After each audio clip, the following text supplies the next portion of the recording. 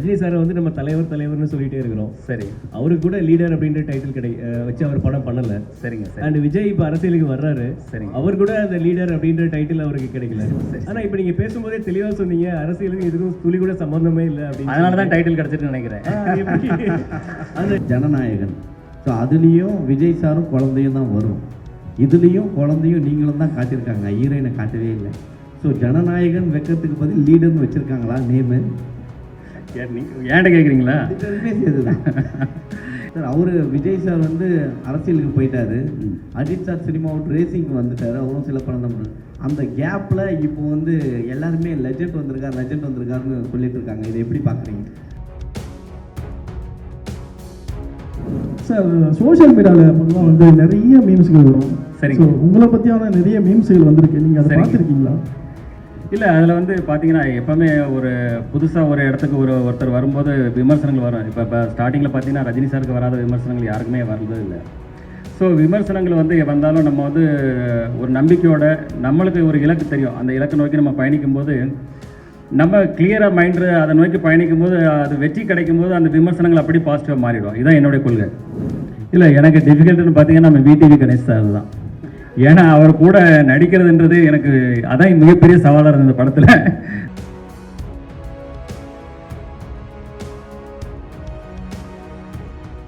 Glimpse பார்த்தா ரொம்ப சூப்பராக இருந்தது. தேங்க்யூ. ஒரு ஃபுல் எனர்ஜியோட பக்காவாக பண்ணியிருக்கீங்க, வாழ்த்துக்கள். துரை செந்தில்குமார்கிட்ட சார் இந்த கேள்வி சார், படத்தினுடைய டைட்டில் லீடர் தெலுங்குல வந்து இந்த பாலகிருஷ்ணா படத்தோட டைட்டில் தான். ஸோ தெலுங்குல இது வரதுனால ஏதாவது டைட்டில் இஷ்யூ இருக்குமா, இல்லை ஆல்ரெடி என்ஓசி வாங்கியிருக்கோமா சார்? Check sir. வணக்கம் சார். சார், லீடர் டைட்டில் வந்து அவரோட டைட்டில் இல்லை சார், அது முன்னாடி வந்த படம் சார். ஏவிஎம் ராணா சார் நடிச்சிருப்பாங்க, ஒரு பழைய இன்னும் கொஞ்சம் முன்னாடி வந்த படம் சார். லெஜெண்ட்ன்ற படம் தான் அவர் பண்ணியிருந்தார் சார். லீடர் படம் தெலுங்குல இல்லை சார், அது முன்னாடி வந்த படம் தான். பட் இன்னைக்கு காமனாக நம்ம தமிழில் அந்த மாதிரி டைட்டில் இல்லை சார், லீடர் டைட்டில் இல்லை. இல்லை தெலுங்குக்கு தான், தெலுங்குலேயும் வாங்கிட்டோம், ரெஜிஸ்டர் பண்ணிட்டோம். அது 2003-4 வந்த படம் சார் அது. ராணாவோட ஃபர்ஸ்ட் படம் leader. Legend sir. Yes sir. Yeah, இந்த ஃப்ளேவர் ரொம்ப நல்லா இருக்கு. எஸ் சார், எங்கள் எல்லாத்துக்குமே பிடிச்சிருக்கு. ரொம்ப சந்தோஷம், வாழ்த்துக்கள். தேங்க்யூ. அண்ட் லீடர் அதே டைட்டில் பற்றி தான் கேள்வி. ஆனால் என்னென்னா இப்போ நம்ம ரஜினி சாரை வந்து நம்ம தலைவர்னு சொல்லிட்டே இருக்கிறோம். சரி, அவருக்கு கூட லீடர் அப்படின்ற டைட்டில் வச்சு அவர் படம் பண்ணல. சரிங்க சார். அண்ட் விஜய் இப்போ அரசியலுக்கு வர்றாரு. சரிங்க. அவர் கூட அந்த லீடர் அப்படின்ற டைட்டில் அவருக்கு கிடைக்கல. ஆனால் இப்போ நீங்கள் பேசும்போதே தெளிவாக சொன்னீங்க, அரசியலுக்கு இதுக்கும் துளி கூட சம்பந்தமே இல்லை அப்படின்னு. அதனால தான் டைட்டில் கிடைச்சிட்டு நினைக்கிறேன். அந்த லீடர் அப்படின்றது உங்களுக்கு கிடைச்சிருக்கு. ஸோ நீங்கள் லீடர், உண்மையாகவே லீடராக இருக்கிறதா இருந்தால் யாருக்கு லீடராக இருக்க விரும்புகிறீங்க? இந்த டைட்டில் கிடைச்சதுக்கு நீங்கள் எப்படி ஃபீல் பண்ணுறீங்க? டைட்டில் கிடைச்சது சந்தோஷம். என்னோட லீடர் வந்து என்னுடைய தந்தையார் தான். நாளைய லீடர் யாருன்றதை நான் அப்புறம் சொல்கிறேன், கொஞ்சம் காலம் ஆகட்டும். சார், இப்போ இருக்க ஜென்ரேஷனில் வந்து அதான் வந்து ஒரு காமனாகவே இருக்குது, இந்த மாதிரி ரத்தம் இது மாதிரி ரொம்ப ஆக்ஷன்லாம் பார்த்துட்டு தான் இப்போ இருக்க ஜென்ரேஷன் வந்து கெட்டு போகிறாங்கன்னு சொல்லிட்டு. ஸோ சடனாக உங்களே பார்க்குறதுக்கு ரொம்ப எங்களுக்கே பிரம்மாண்டமாக இருக்குது ஸ்க்ரீன். சரி, பட் ஆனால் நீங்கள் எப்படி இந்த கதையை சூஸ் பண்ணீங்க? இப்போ இருக்க ஜென்ரேஷனுக்கு நீங்கள் என்ன சொல்ல விரும்புகிறீங்க? இல்லை, இது வந்து ஜென்ரேஷனில் வந்து வெறும் ஒரு ஆக்ஷனு வெட்டு குத்து அப்படி கிடையாது, பிளட்டு அப்படி கிடையாது. இது வந்து ஒரு எமோஷன் கண்டென்ட்டான ஒரு ஃபிலிமு. நீங்கள் அந்த படம் பார்க்கும்போது தான் தெரியும் இது எந்த அளவுக்கு இது ஒரு எமோஷன் கண்டென்ட்டாக. இது வந்து எவ்ரி ஒன் ஹார்ட், அது வந்து ரொம்ப டச் பண்ணும். அது வந்து அது படம் பார்க்கும்போது கண்டிப்பாக நீங்கள் வந்து அது புரியும். இது வந்து கம்ப்ளீட்டாக இது வந்து நீங்கள் சொன்ன மாதிரி பிளட்டு அந்த ஹிஸ்டரி அது மாதிரி போகாது. எமோஷன் கண்டென்ட்டாக அவர் செய்கிற வேலைகள், அவர் வந்து செல்ஃப் ப்ரொடக்ஷனுக்கு என்னென்ன பண்ண போகிறன்றது தான் இதில் இருக்குது sir. Thank you. Director sir. Yes sir. Sir, legend சார்கிட்ட வந்து கதை சொல்லனாவே வந்து ரொம்ப கஷ்டமான விஷயம். ஏன்னா அவர் எல்லாத்தையும் நோட் பண்ணுவார். ஸோ ஒரு ஆக்ஷன் சீக்வன்ஸ் சொல்லும் போது இது மாதிரி ஒரு ஃபைட் வருது, இது மாதிரி பிளட் எல்லாம் வருதுன்னு சொல்லும் போது அவர் என்ன உங்களுக்கு ரியாக்ஷன் கொடுத்தாரு, என்ன நடந்தது அந்த இடத்துல? சார், நம்ம தனியாக ஃபைட்டை மட்டும் சொல்ல மாட்டோம் சார், ஒரு கதையோட எக்ஸ்டென்ஷனாக தானே சொல்லுவோம். அப்போ எமோஷனலான ஒரு இடத்துல சரியான இந்த ஃபைட் வருதுன்னு சொல்லும் போது அந்த தொடர்ச்சியை அவர் புரிஞ்சுக்கிட்டதுனால எனக்கு எதுவும் பிரச்சனையாக இல்லை சார். ஏன்னா ஃபைட்டுன்றது தேவையில்லாத வைக்கும் போது தான் அந்த கேள்விகள் வரலாம். ஒரு எமோஷனோட எக்ஸ்டென்ஷனாக ஒரு வீட்டில் வருது ஒரு பிரச்சனை, எந்த காரணத்துக்காக சண்டை இருக்குது கதையில் அப்படின்னு நம்ம அந்த தொடர்ச்சியோடு சொல்லும் போது யாராக இருந்தாலும் அக்செப்ட் பண்ணிப்பாங்கல்ல சார். அப்படி தான் ரிசீவ் பண்ணார் சார். அந்த கேரக்டராக இந்த கேரக்டர் இப்படி பண்ணுது அப்படின்றது மாதிரி தான் உள்வாங்கிக்கிட்டாரு. அதனால எனக்கு அது ஈஸியாக தான் இருந்தது சார் அந்த ப்ராசஸ். சல்மான் கான் ஷாருக் கான் ஃபோட்டோஸ் வச்சு பார்த்துருக்கேன்னு சொல்லிட்டு சொன்னார். உங்ககிட்ட ஸ்டோரி சொல்லியிருப்பார். நீங்கள் வந்து அவர் எந்த இடத்துல வச்சு பார்க்குறீங்க? சார் நான் என்னன்னா ஒருத்தர் மாதிரி இன்னொருத்தர்ன்றது சொல்ல முடியாது சார். தனிப்பட்ட சார் இப்போ லெஜண்ட் சரவணன் சார்ன்றதுக்கு ஒரு கதைக்கான விஷயங்கள். கதைக்கான ஒரு ஹீரோ, அப்படிதான் நான் அவரை தனியாக ஒருத்தராக பார்க்குறேன் சார். இப்போ இன்னொருத்தரோட அவரோட இன்னொன்று அப்படின்ற மாதிரி நான் அவரை பார்க்கல சார், தனியாக பார்க்குறேன் சார். அப்படிதான் சொல்லணும். லெஜண்ட் சாருக்கு இந்த கேள்வி. Yes sir. லெஜண்ட் படத்துல க்ளீன் ஷேவோட நடிச்சிங்க. ஆமா, அப்ப தாடி மீசையோட ஒரு கெட்டப். தனிப்பட்ட முறையில கேட்டா அந்த கெட்டப்போட இது வந்து சூப்பரா இருக்கு. Thank you thank you. உங்களுக்கு எந்த கெட்டப் பிடித்தமானதா இருக்கு? இல்லை ஆக்சுவலி நான் வந்து அதை வந்து ஒரு வேற ஒரு ஃப்ளேவரில் அதை கொடுக்கணும்னு நினச்சேன். அது சம்திங் அதில் வந்து சில டெக்னிக்கல் இஷ்யூ இருந்தது. இப்போ இது வந்து எல்லாருக்கும் பிடிச்சிருக்குறாங்க. ஸோ இதை வந்து நீங்களே சொல்லுங்க, வலைப்பேச்சில் நீங்களே சொன்னீங்க கொஞ்சம் தாடி மீசை வச்சா நல்லா இருக்குன்னு சொன்னீங்க. வச்சுட்டேன், அவ்வளோதான், கொடுங்க. Legend sir, legend sir, sir. Yes sir, yes sir. Legend ஒரு நிமிஷம் பாலா. ஆக்சுவலாக இந்த இது வந்து கொஞ்ச நாளுக்கு முன்னாடி பரபரப்பாக இருந்தது, ஜனநாயகன். ஸோ அதுலேயும் விஜய் சாரும் குழந்தையும் தான் வரும், இதுலேயும் குழந்தையும் நீங்களும் தான் காட்டியிருக்காங்க, ஹீரோயினை காட்டவே இல்லை. ஸோ ஜனநாயகன் வைக்கிறதுக்கு பதில் லீடர்னு வச்சுருக்காங்களா நேமு? ஏன்ட்ட கேட்குறீங்களா? சேர்த்துதான். இல்லை அது வேற ஸ்டோரி சார், இது கம்ப்ளீட்டாக வேற ஸ்டோரி. அதனோட ஸ்டோரி டோட்டலாக அது நானும் கேள்விப்பட்டேன். அதனோட ஸ்டோரி லைனே டோட்டலாக வேற. இது ஒரு வருஷத்துக்கு முன்னாடி நடந்த ப்ராசஸ் சார். இந்த டைட்டில் இல்லாமல் இப்போதான் உங்களுக்கு தெரியும் ஜனநாயகன், எங்களுக்கு இப்போ தான் தெரியும். நாங்கள் லீடர்ன்றதை 1.5 வருஷத்துக்கு முன்னாடியே ப்ராசஸ் பண்ணி வச்சுட்டோம் சார். அவங்க என்ன கதை பண்ணுறாங்கன்னு எங்களுக்கு தெரியாது. ஸோ அதனால இது ஒரு டிஃப்ரெண்டான படம் சார். இது வந்து டோட்டலாக இதோட ஜர்னியே வேறு சார். இது வந்து new fresh. Yes sir. Sir அவர் விஜய் சார் வந்து அரசியலுக்கு போயிட்டாரு, Ajith sir cinema out racing வந்துட்டாரு, அவரும் சில படம் தான். அந்த கேப்பில் இப்போ வந்து எல்லாருமே லெஜண்ட் வந்திருக்காருன்னு சொல்லிட்டு இருக்காங்க. இதை எப்படி பார்க்குறீங்க? இல்லை நான் அதான் நான் சொன்ன மாதிரி எதுலேயுமே ஒரு முழு முயற்சியோடு இறங்குவேன். அதே போல் தான் இதில் இறங்கியிருக்கோம், அதை செயல்படுத்தியிருக்கோம். அதை வந்து ஜனங்களுக்கு பிடிக்குன்ற நம்பிக்கையோடு நாங்கள் செயல்பட்டு இருக்கோம் சார். பரத் லெஜண்ட் சார், நீங்கள் சார் இங்கே எஸ் சார், எஸ் சொல்லுங்கள் சார். Yes sir. ஒரு படம் முடிச்சுட்டு அடுத்த படம் ஒரு பெரிய கேப்புக்கு அப்புறம் திருப்பி பண்ணுறீங்க. Yes sir. அது உங்களை தயார்படுத்திக்கிட்ட விதம் ஏன்னா நிறைய விமர்சனங்கள் வந்திருக்கும். முதல் படம் முடிச்சப்போ பாசிட்டிவும் இருக்குது, நெகட்டிவும் நீங்கள் சந்திச்சிருப்பீங்க நிறையா. ஸோ உங்களை தொழில் முறையில் நான் இவ்வளோ பர்ஃபெக்டாக நான் ப்ரிப்பேர் பண்ணிக்கிறேன், உங்களை நீங்கள் பாலிஷ் பண்ணிட்டது என்னென்ன விதம், என்னென்ன கற்றுக்கிட்டீங்க? இல்லை அதில் வந்து பார்த்தீங்கன்னா எப்போவுமே ஒரு புதுசாக ஒரு இடத்துக்கு ஒருத்தர் வரும்போது விமர்சனங்கள் வரும். இப்போ ஸ்டார்டிங்கில் பார்த்தீங்கன்னா ரஜினி சாருக்கு வராத விமர்சனங்கள் யாருக்குமே வர்றதே இல்லை. ஸோ விமர்சனங்கள் வந்து வந்தாலும் நம்ம வந்து ஒரு நம்பிக்கையோட நம்மளுக்கு ஒரு இலக்கு தெரியும், அந்த இலக்கை நோக்கி நம்ம பயணிக்கும்போது நம்ம கிளியராக மைண்டு அதை நோக்கி பயணிக்கும் போது அது வெற்றி கிடைக்கும் போது அந்த விமர்சனங்கள் அப்படி பாசிட்டிவாக மாறிடும். இதுதான் என்னுடைய கொள்கை sir. Legend sir. Yes sir. First படமும் உங்களுக்கு எள்ளு, இந்த படமும் ஃபர்ஸ்ட் அது தானா அமைஞ்சதுங்க, தானா அமைஞ்சது. அது ஒன்றும் பிளான் பண்ணல, தானா அமைஞ்சது. அஜித் சார் வீலியே ஸ்டார்ட் பண்ணுவார். இல்லை அப்படி இல்லை, அதை தானா அமைஞ்சது சார். இது எதுவும் ப்ராக்டிஸ் இது பண்ணல. Yes sir. Next sir Prem sir. Prem கொஞ்சம் சார். சரிங்க சார், சோஷியல் மீடியாவில் பொதுவாக வந்து நிறைய மீம்ஸ்கள் வரும். சரிங்க. ஸோ உங்களை பற்றியான நிறைய மீம்ஸ்கள் வந்திருக்கு, நீங்கள் அதை பார்த்துருக்கீங்களா? இல்லை அதை பாதர் பண்ணுறதில்ல. ஏன்னா எனக்கு தெரியும் என்னுடைய இலக்கு எனக்கு தெரியும். அதனால் அதை பெருசாக நான் பாதர் பண்ணுறதில்ல. நான் என்ன இலக்கு நோக்கி பயணிச்சுட்டே இருப்பேன். ஸோ அந்த இலக்கை அடையும் போது ஆட்டோமேட்டிக்காக அது வந்து அப்போ புரியும். அது வந்து வாட் இஸ் நான் என்ன நினைக்கிறேன், நான் என்ன செஞ்சேன்றது எனக்கு புரியும். That's all. அவங்களுக்கு என்ன சொல்ல சார் விரும்புறீங்க நீங்கள், இந்த மீம்ஸ் கிரியேட்டர்களுக்கு என்ன சொல்ல விரும்புறீங்க? இல்லை இன்னைக்கு வந்து அது ஒரு காமனான ஒரு இதாக இருக்குது. எல்லாருமே அதை செய்கிறாங்க. இன்னைக்கு வந்து அது தவிர்க்கவே முடியாது. இன்னைக்கு வந்து எல்லாரையும் விமர்சனத்துக்குள்ளாராங்க. அதாவது மிகப்பெரிய தலைவர்லேருந்து கடவுள்லேருந்து எல்லாரையும் விமர்சனம் பண்ணுறாங்க. அதை நம்ம பெருசுப்படுத்தி பார்க்கணும் அவசியம் கிடையாது. நம்ம என்ன செய்கிறோன்றது தான் ரொம்ப முக்கியம் சார். சார் இங்கே எஸ் சார். சார் இப்போ நீங்கள் பெரிய பிஸ்னஸ் மேன் தமிழ்நாட்டிலேயே. Yes sir. ஆனால் வந்து பெரிய ஹீரோவாக வந்து உருவெடுத்து வரீங்க. உங்களுக்கு வந்து ட்ராவல் பண்ணுறது, பிஸ்னஸ்னால ட்ராவல் பண்ணுறது பிடிக்குதா, இல்லை வந்து ஒரு பெரிய ஹீரோவாக ட்ராவல் பண்ண பிடிக்குமா? இல்லை எனக்கு ஃபஸ்ட்டு ஃபேமிலி பிஸ்னஸ் தான், அதான் ஃபஸ்ட்டு எனக்கு இம்பார்ட்டன்ட். அதில் தான் ஃபுல் ஃபோக்கஸ்டு. இது வந்து எனக்கு ஃபேஷன். எனக்கு வந்து சின்ன வயசில் நான் சொன்னேன், ஆல்ரெடி இப்போ சொன்னேன், சின்ன வயசுலேருந்து ஆர்வம் அதிகம். ஸோ அதனால் இந்த துறைக்கு வந்தேன். அதில் என்னால் செயல்பட்டு என்னால் அதை சக்ஸஸ் பண்ண முடியுன்ற நம்பிக்கையோடு தான் இதில் நான் செயல்பட்டு இருக்கேங்க. சரி, அப்புறம் வந்து எல்லாருமே கேட்குற ஒரே விஷயம், சாரோட ஃபோட்டோ மட்டும்தான் சரணா ஸ்டோரில் இருக்குது, மற்ற ஆக்டரோட ஃபோட்டோஸ் யாரும் வர மாட்டாங்கன்னு சொல்லிட்டு இருக்குது. நான் கூட பார்த்துருக்கேன். அப்படி அதெல்லாம் உண்மை. இதுக்கப்புறம் இந்த படத்தில் எல்லாரோட ஆர்டிஸ்டோட ஃபோட்டோவும் இல்லை கண்டிப்பாக. இப்போ இது வந்து ஒன்லி கிளிம்ஸ், இப்போ தான் ஆரம்பம். இன்னும் வந்து ஆடியோ ஃபங்க்ஷன் இருக்குது, அடுத்தது இன்னும் டீசர் இருக்குது, அடுத்தது எல்லாத்துலேயும் வரும், கண்டிப்பாக வருங்க. எல்லாருமே அதில் பங்களிப்பு இருக்குது, எல்லாருடைய பங்களிப்பும் காட்டும். மணி சார் வணக்கம். மணி இங்கே இருக்கேன். This question is to the டைரக்டருக்கான கேள்வி.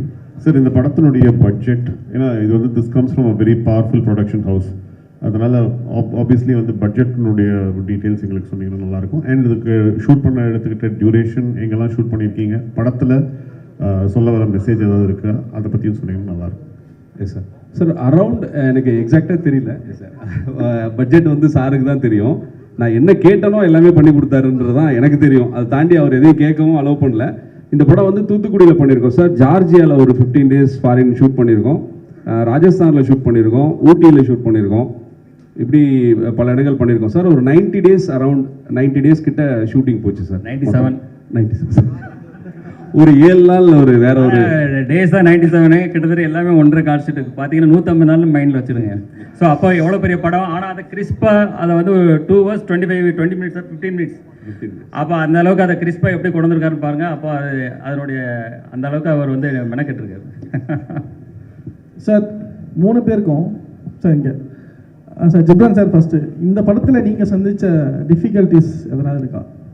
டிஃபிகல்ட்டிஸ் மியூசிக்கலாக எனக்கு நிறையா சேலஞ்சஸ் இருந்துச்சு. என்னென்னா படம் என்னதான் பார்த்தீங்கன்னா ஒரு ஸ்கேலில் ஆரம்பிக்கும். ஒரு சார் அப்போது சொன்ன மாதிரி ஒரு ஃபேமிலிக்குள்ளே ஒரு அப்பாவுக்கும் குழந்தைக்குமா ஆரம்பிக்கும். தென் அது வந்து ரொம்ப பெருசாகிக்கிட்டே இருக்கும். பட் மியூசிக்கல்லி ஃபஸ்ட் பாயிண்ட்லேருந்து லாஸ்ட் பாயிண்ட் வரைக்கும் எல்லாமே கனெக்டடாக இருக்கும். ஸ்க்ரீன் பிளே வந்து I mean hats off to the director. So அதை ஸோ எமோஷனல் கண்டென்ட்டும் இருக்கும். அதே எமோஷனல் கண்டென்ட் ஒரு லார்ஜர் ஸ்கேலில் இப்போது ஒரு ஆக்ஷன் சீக்வன்ஸ்லேயோ ஒரு ஸோ அந்த டிரான்ஸ்ஃபர்மேஷன் மியூசிக்கல்லி பண்ணுங்கிறது எனக்கு மியூசிக்கல்லி கொஞ்சம் சேலஞ்சிங்காக இருந்த ஒரு விஷயம். அண்ட் அப்புறம் இன்னொரு விஷயம்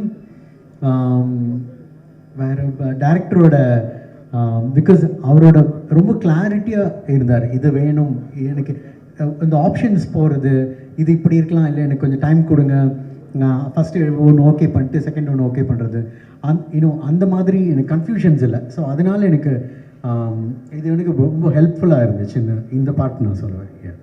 சரவணன் சார் உங்களுக்கு சார். Yes sir. சார் உங்களுக்கு இந்த படத்துக்கான டிஃபிகல்ட்டிஸ் எதனால் இருக்கா? இல்லை, எனக்கு டிஃபிகல்ட்டுன்னு பார்த்தீங்கன்னா நம்ம விடிவி கணேஷ் சார் தான். ஏன்னா அவர் கூட நடிக்கிறதுன்றது எனக்கு அதான் மிகப்பெரிய சவாலாக இருந்தது இந்த படத்தில். ஆனால் சார் வந்து என்ன பண்ணிட்டாரு, படத்தோடைய மூடு மாறிடுன்னு சொல்லி நிறைய சென்சார் போட்டு எல்லாத்தையும் தூக்கிட்டாரு நிறைய விஷயங்களை. ஸோ எனக்கு ரொம்ப கஷ்டமாக இருந்து நான் வேலை பார்த்தது நம்ம விடிவி கணேஷ் சார் தான். அவர் தான் தேங்க்ஸ் சொல்லணும். சார் சார் நீங்களும் சொல்லுங்கள் சார் உங்களுக்கான டிஃபிகல்ட்ஸ் இந்த படத்தில் என்னென்ன? இல்லை சார், எனக்கு அப்படி எதுவும் இல்லை சார். நான் ஒவ்வொரு என்ன சொல்கிறது, நம்ம ஒரு சீனை ஒவ்வொரு நாளும் எப்படி எடுக்க போகிறோன்ற ஒரு இதோட தான் ட்ரீமோட தான் ஒவ்வொரு டைரக்டரும் செட்டுக்கு போவோம்.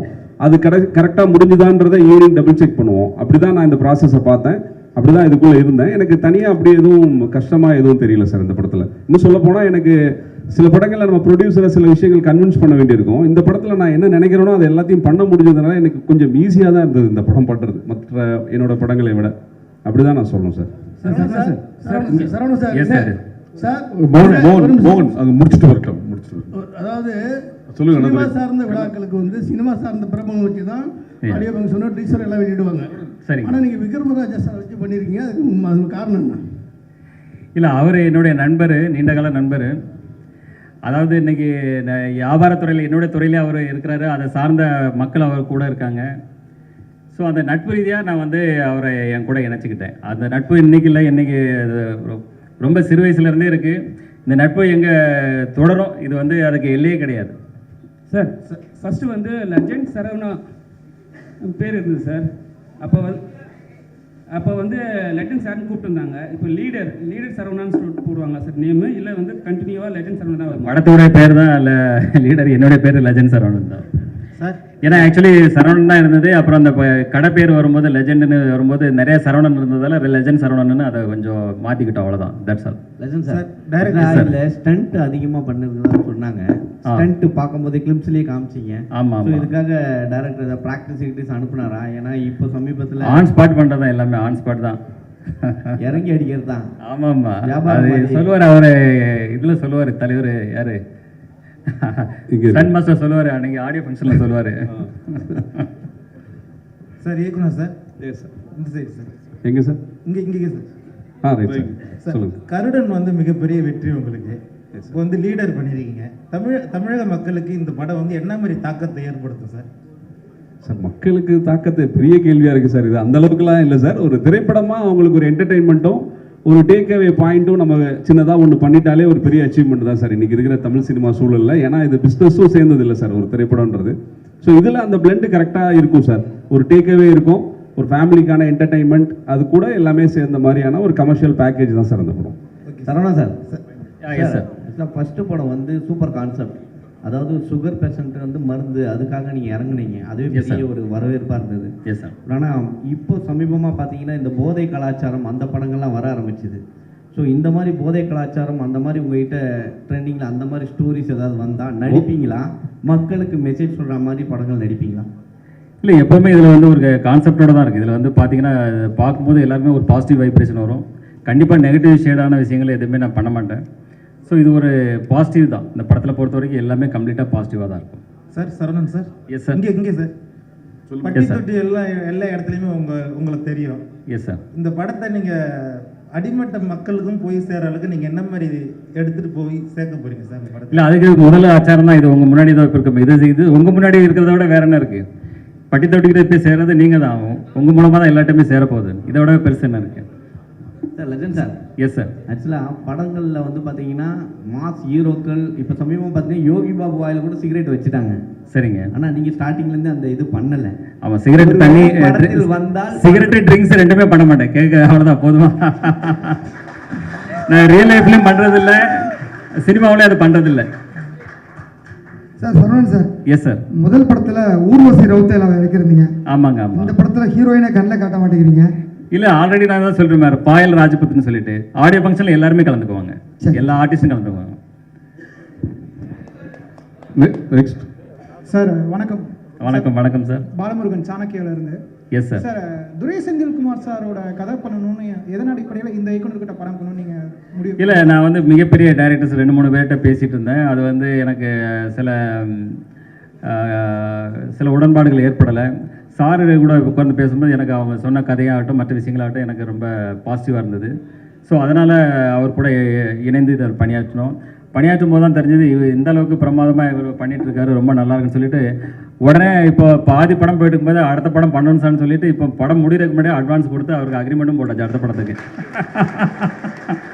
சரவணன் சார், லெஜண்டில் வந்து விவேக் சார் நடிச்சிருப்பாரு. Yes sir. அவரு லைவ் ஆடியோ தான் போட்டிருப்பீங்க. இப்போ லைவ் ஆடியோ தான் அதில் போட்டிருப்பீங்க. ஸோ அது கொஞ்சம் ரஷ்ஷாக அது கொஞ்சம் சவுண்டு ஏற்றி தான் பண்ணியிருப்பீங்க. இப்போ ஏஐ அந்த மாதிரிலாம் வந்துருச்சு. ஆமாம். அந்த வாய்ஸை மாற்றிட்டு ஏஐ ஏதாவது வைக்கிறதுக்கான வாய்ப்பு இருக்குமா விவேக் சாருக்கு? இல்லை, அது ஏதாவது ரீரிலீஸ் இருந்தால் அதை யோசிக்கலாங்க, அந்த டைம் பார்க்கலாங்க. Yes sir. ஓகே. தேங்க்யூ.